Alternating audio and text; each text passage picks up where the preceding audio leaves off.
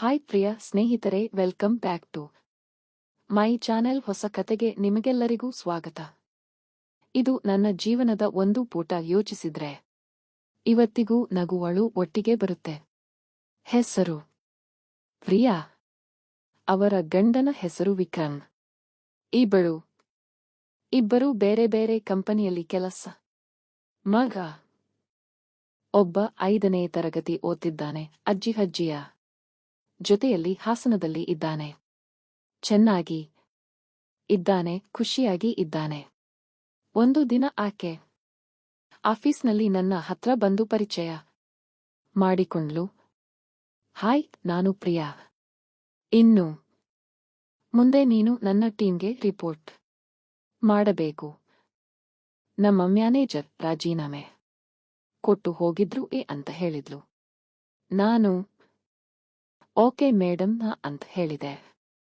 ಆದ್ರೆ ಮನಸ್ಸಲ್ಲಿ ಸ್ವಲ್ಪ ಒಳಗೊಳಗೆ ಗಾಬರಿ.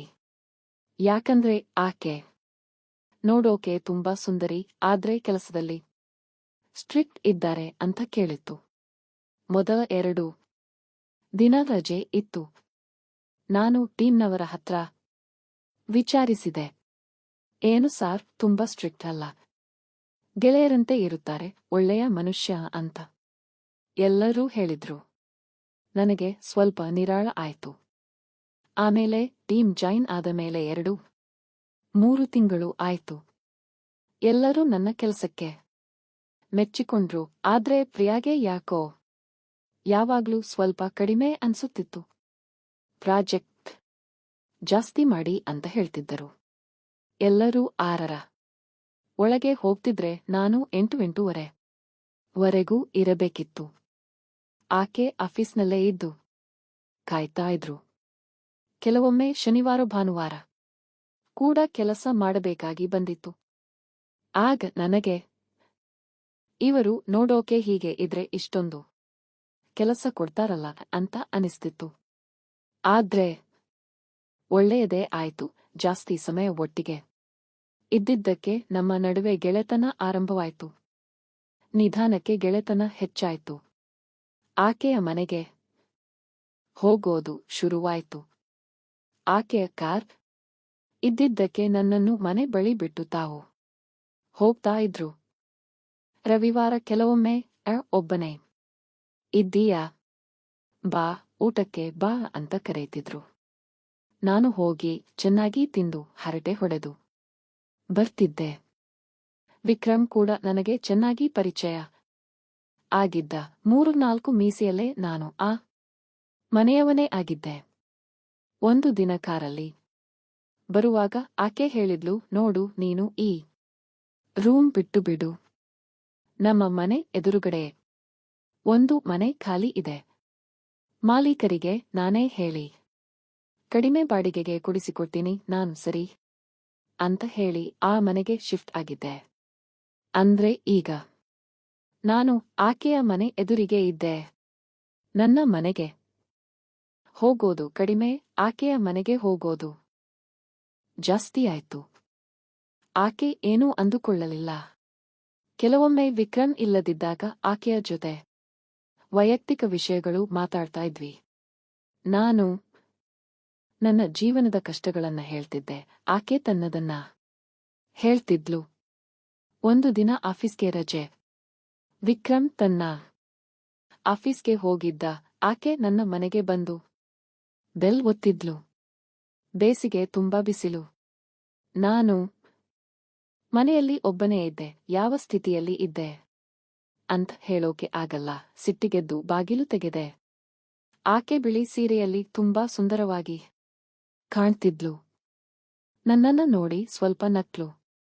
ನಾನು ಗಾಬರಿಯಾಗಿ ಒಳಗೆ ಹೋಗಿ ಡ್ರೆಸ್ ಚೇಂಜ್ ಮಾಡಿಕೊಂಡು ಬಂದೆ. ಆಕೆ ಇನ್ನೂ ನಗ್ತಾ ಇದ್ಲು. ಕನಸಲ್ಲಿ ಯಾರು ಬಂದಿದ್ದರು ಅಂತ ಕೇಳಿದ್ಲು. ನಾನು ಏನಿಲ್ಲ, ಸುಮ್ನೆ ಅಂದೆ. ಆಕೆ ಹೇಳು, ಬಿಳಿ ಬಟ್ಟೆಯಲ್ಲಿ ಒಬ್ಬಳು ಬಂದಿದ್ಲು ಅಲ್ವಾ ಅಂತ ನಗಾಡಿದ್ಲು. ನನಗೆ ನಾಚಿಕೆ ಆಯ್ತು. ಹೋಗ್ಲಿ ಬಿಡು, ರೆಡಿಯಾಗು, ಹೊರಗೆ ಹೋಗೋಣ, ಮನೆಯಲ್ಲಿ ಬೇಜಾರಾಗ್ತಿದೆ ಅಂದ್ಲು. ನಾವಿಬ್ಬರು ಸ್ಕೂಟಿಯಲ್ಲಿ ಹೊರಟ್ವಿ. ಸ್ವಲ್ಪ ಸುತ್ತಾಡಿ ಒಳ್ಳೆ ರೆಸ್ಟೋರೆಂಟ್ನಲ್ಲಿ ಊಟ ಮಾಡಿದ್ವಿ. ಆಕೆಯನ್ನ ಆ ದಿನ ನೋಡಿ ನನ್ನ ಕಣ್ಣು ಎಲ್ಲಿಯೂ ಹೋಗಲೇ ಇಲ್ಲ. ಜೊತೆಗೆ ಜೋಕ್ ಹೇಳಿ ಆಕೆಯನ್ನ ತುಂಬಾ ನಗಿಸಿದೆ. ಸಾಯಂಕಾಲ ಆಕೆಯ ಮನೆಗೆ ಬಂದಾಗ 6 ಆಗಿತ್ತು. ಆಕೆ ಇವತ್ತು ತುಂಬಾ ದಿನಕ್ಕೆ ಇಷ್ಟೊಂದು ನಕ್ಕಿಲ್ಲ ನನ್ನ ಜೀವನದಲ್ಲಿ. ಇವತ್ತು ಒಳ್ಳೆ ದಿನ ಅಂದ್ಲು. ನಾನು ಬಾಯಿ ತಪ್ಪಿ ನಿಮ್ಮ ಗಂಡ ತುಂಬಾ ಅದೃಷ್ಟವಂತೆಯೇ ಅಂತ ಹೇಳಿಬಿಟ್ಟೆ.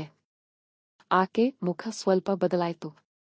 ಅದೃಷ್ಟ ಏನಿಲ್ಲ, ಅವನು ನನ್ನ ಬಗ್ಗೆ ಅಷ್ಟೊಂದು ಕಾಳಜಿ ಇಲ್ಲ, ಎಲ್ಲರ ಮುಂದೆ ಮಾತ್ರ ಒಳ್ಳೆಯವನಂತೆ ನಟಿಸಿಕೊಳ್ಳುತ್ತಾನೆ ಅಂತ ಹೇಳಿ ನನ್ನ ಕೈ ಹಿಡಿದು ಸ್ವಲ್ಪ ಕಣ್ಣೀರು ಹಾಕಿದ್ಲು.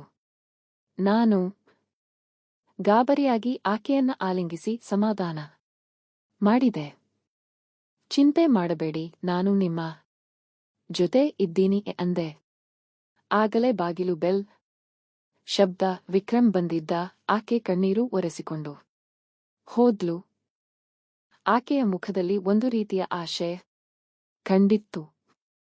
ನನಗೆ ಮೊದಲ ಬಾರಿಗೆ ಯಾರೋ ನನ್ನನ್ನ ಆ ಪ್ರೀತಿಯಿಂದ ಒಡದೊಡಿಸಿದ್ದರು ಅನ್ಸಿತು. ಅಂದಿನಿಂದ ನಮ್ಮ ನಡುವೆ ಸ್ವಲ್ಪ ಬದಲಾವಣೆ ಬಂತು. ಕಾರು ಬಿಟ್ಟು ಸ್ಕೂಟಿಯಲ್ಲೇ ಹೋಗೋಕೆ ಶುರು ಮಾಡಿದ್ವಿ. ಆಕೆ ಹಿಂದೆ ಕೂತಾಗ ತುಂಬಾ ಹತ್ತಿರವಾಗಿ ಕೂರುತ್ತಿದ್ಲು, ಕೈ ಹಿಡಿಯುತ್ತಿದ್ಲು. ಆಫೀಸ್ ಟೈಮ್ ಬಿಟ್ಟರೆ ನಾವು ಒಟ್ಟಿಗೆ ಇದ್ದೆವು. ರಾತ್ರಿ ಕನಸುಗಳು ಬರುತ್ತಿದ್ವು ಏಕಾಂತದಲ್ಲಿ. 1-2 ಸಲ ಮುತ್ತ, ಆದರೂ ಆಕೆ ತಡೆಯಲಿಲ್ಲ. ಹೀಗೆ 3-4 ತಿಂಗಳು ಚೆನ್ನಾಗಿ ನಡೀತಾ ಇತ್ತು. ಆದ್ರೆ ಒಂದು ದಿನ ಆಕೆ ಆಫೀಸ್ಗೆ ಬರಲೇ ಇಲ್ಲ. ಮನೆಗೆ ಹೋಗಿ ನೋಡಿದ್ರೆ ಯಾರೂ ಇಲ್ಲ. Phone switch off. 4 ದಿನ ಜೀವನ ನರಕವಾಯಿತು. ಅಳು ಬಂದಿತ್ತು.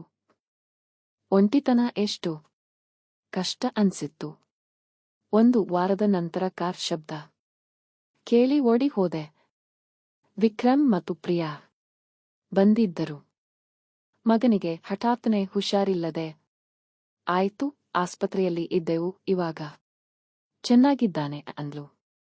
ವಿಕ್ರಮ್ ಒಳಗೆ ಹೋಗ್ತಿದ್ದಂತೆ ನಾನು ಆಕೆಯ ಕೋಣೆಗೆ ಓಡಿ ಹೋಗಿ ಹಿಂದಿನಿಂದ ಒಡದೊಡಿಸಿ ಗಲ್ಲಿಗೆ ಚುಂಬಿಸುತ್ತಾ, ಹೀಗೆಲ್ಲ ಹೋಗಿ ಹೇಳದೇ ಇರಬೇಡ, ನನ್ನ ಗತಿ ಏನಾಗ್ತಿತ್ತು ಅಂದೆ.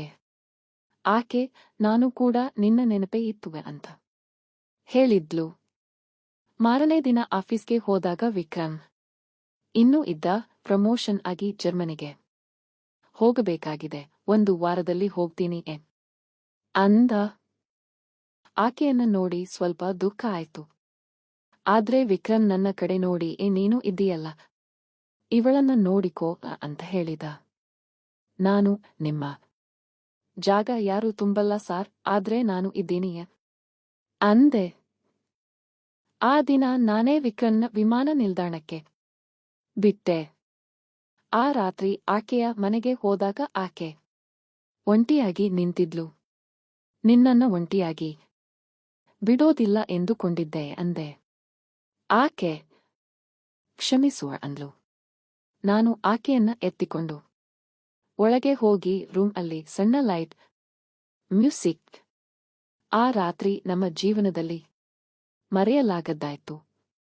ಅಂದಿನಿಂದ ಸಿಗೋ ಪ್ರತಿ ಏಕಾಂತದಲ್ಲೂ ನಾವು ಒಬ್ಬರಿಗೊಬ್ಬರು ತುಂಬಾ ಹತ್ತಿರವಾದೆವು. ಆಕೆ ತಾನೇ ಎಲ್ಲ ಕಲಿಸಿಕೊಟ್ಟು ಪ್ರೀತಿಯಿಂದ ಸ್ವೀಕರಿಸಿದ್ಲು. ಹೀಗೆ ಕೆಲವು ತಿಂಗಳು ಸ್ವರ್ಗದಂತೆ ಕಳೆದವು.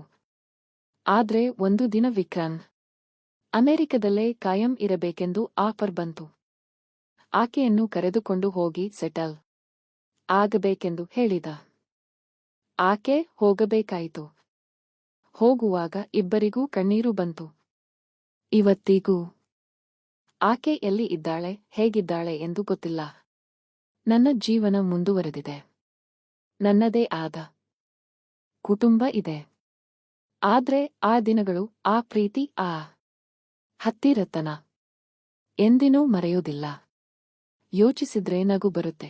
ಒಂದು ಸಣ್ಣ ಗೆಳೆತನಕ್ಕೆ ಹೋಗಿ ಎಷ್ಟು ದೊಡ್ಡ ಪ್ರೀತಿ ಆಯ್ತು ಅಂತ. ಅಷ್ಟೇ ಗೆಳೆಯರೇ. ಸ್ನೇಹಿತರೆ, ಈ ಕತೆ ಮುಗಿಯುತ್ತದೆ. ಸ್ನೇಹಿತರೆ, ಕತೆ ಕೇಳಿದ್ದಕ್ಕೆ ಧನ್ಯವಾದಗಳು. ದಯವಿಟ್ಟು ಸ್ನೇಹಿತರೊಂದಿಗೆ ಹಂಚಿಕೊಳ್ಳಿ. ಕತೆ ಇಲ್ಲಿ ಮುಗಿಯುತ್ತದೆ. ಸ್ನೇಹಿತರೆ, ಈ ಕತೆ ಇಷ್ಟವಾದರೆ ಇದಕ್ಕೊಂದು ಲೈಕ್ ಕೊಟ್ಟು ನಮ್ಮ ಚಾನೆಲ್ ಸಬ್ಸ್ಕ್ರೈಬ್ ಮಾಡಿಕೊಳ್ಳಿ. ಪಕ್ಕದ ಬೆಲ್ ಐಕಾನ್ ಕ್ಲಿಕ್ ಮಾಡಿ ಆಲ್ ಆಪ್ಷನ್ ಸೆಲೆಕ್ಟ್ ಮಾಡಿಕೊಳ್ಳಿ. ಮತ್ತೊಮ್ಮೆ ಆಸಕ್ತಿದಾಯಕ ಕಥೆಯೊಂದಿಗೆ ಭೇಟಿಯಾಗೋಣ. ಅಲ್ಲಿವರೆಗೂ ಬೈ ಬೈ.